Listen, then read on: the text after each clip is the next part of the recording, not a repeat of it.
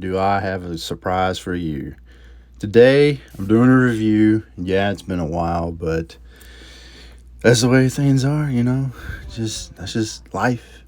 But anyways, today I'm doing a survival horror game. I've done one before in the past, yes. Uh, this one, this one was a surprise for me because it was. I saw it described as a cross between Resident Evil and Sesame Street with Muppets or whatever like that, whatever else. And some people were calling it Sesame Evil or Resident Street. It was had me intrigued. So then I watched the trailer and then I was like, I might play this. And you know what? My daughter watched me play this. And before you go to any conclusions, just know there is no gore in this game whatsoever. It's there's not going to be any spoilers for this whatsoever. This is going to be a straight up review because if you're going to play this, you're going to want to experience the whole game without it being spoiled. My Friendly Neighborhood. That's right. It's really good. It's awesome, man. It's a little janky at times, but it's really, really good. Now, to experience the full game, uh, I always go with normal difficulty first playing out, and then, just like any of these games, like BioShock or any of the Resident Evil games, there's going to be notes, newspaper clippings sitting around and whatnot, and just read them all, and you're going to get the full story of what's going on. But then at the end, you're still going to have questions. I guarantee you're still going to have questions, just like I do. And there is something in the game called The Last Mystery. I'm not even going to tell you what it is, but you can't get to it until you do another playthrough and you unlock neighbor horde mode, and you have to do all kinds of shit in those to even get what you need to get in this other item. It's crazy. This game is awesome. I guarantee you'll like it. All right. Okay, what is this game about? Well, when you first start the game, there's a cutscene. You're going to play as Gordon. He's like a maintenance man or whatever, and he gets his last job of the day, which is to go shut down the antenna at MFN Studios, which is My Friendly Neighborhood Studios. It's a children's show that's been on forever, kind of like Sesame Street, putting out good vibes and lessons for children and whatnot. But over the years, it's declining ratings and everything else. They shut down. Now, all of a sudden, the show came back on for no reason. There's nobody running anything. And the show is running over the nightly news or whatever. So now Gordon is instructed to go shut it down. Oh yeah, it's more complicated than that. And you'll find out in the beginning of the game. You'll meet Ricky the Sock, and from there, it's just one wild ride, and it's kind of hilarious. But let's get into my review. Okay, first up, I'm going to do graphics. Straight up, it's going to be a 5, and here's why. It's simplistic art style, and it works for this game. It really does. There's no gore. And the reason why is because all of your enemies are puppets. Yes, that is right. That's why there's no blood or anything else. The whole environment is pretty detailed, and all your items, everything else, it works. It just works. That's why it gets a 5. All right. Sound and music. Okay, so I'm just going to do 4.5. The reason why, for the most part, there really is no music. It's quiet for a lot of parts, and it builds that creepy atmosphere, and it works. And I noticed this about halfway through the game. I'm like, hey, wait a minute, there's like hardly any music, except for when there needs to be, and it highlights the tense moments and surprise moments and everything else. Sound effects, they're good too. They're good too. But the only memorable song is when the credits are rolling, and you'll when you beat the game, you'll understand why. All right, it's hilarious. So we're doing controls. Let's see, 4.5, and I'll get to why it. Sometimes sometimes it's just a little janky, but otherwise it's tight controls. Everything works as it should.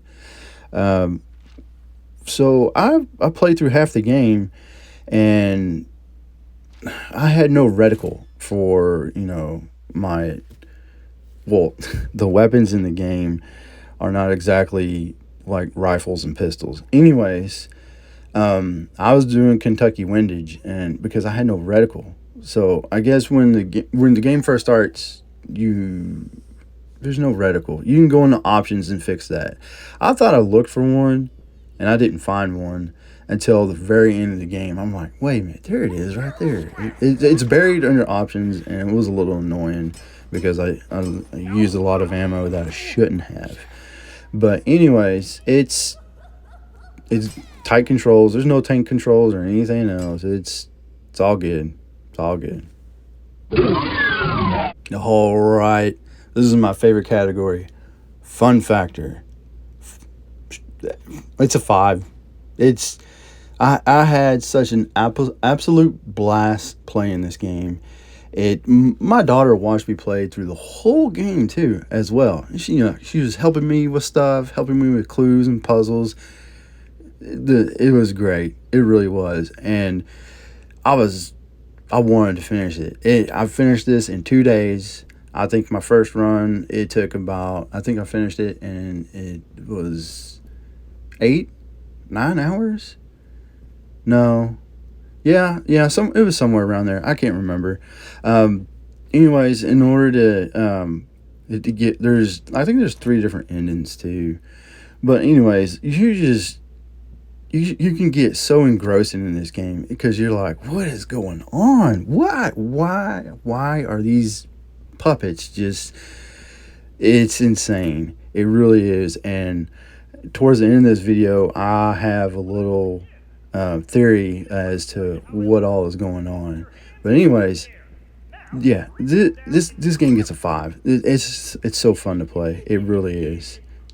Go out, try it. It's been out for a year on PC. It just hit consoles, and I believe it's on Xbox Game Pass. That's where I played it. Yeah, that's where I played it. What am I, retarded? But yeah, it's on Xbox Game Pass. All right, here we are. We're coming to the end. Overall score 4.75. Almost perfect score. But you know what? In my heart, this is a perfect game. It really is. It's one of those games that it surprised me, and I loved it. And it's an indie game too, at that. I think it was developed by 2 brothers. The initial development of the game, and then of course you got other people doing music and other stuff, whatnot. So it was a small team. It was a small team, and there's high replay value here because there's that last mystery. If you want to go for it, then you're going to have to put some work into it and actually play through neighborhood mode. And what you have to do, there's 4 maps. You have to get S rankings on every map with every character. Yeah. Because I unlocked it. I played through it a little bit, and you have to unlock characters. I think there's like 4 or 5. So you have to get S rankings on every map with every character. That's a lot of playing through it and whatnot. And to get the different endings, you're gonna have to play through the whole game again because they knew what you were gonna do. They knew what you were gonna do.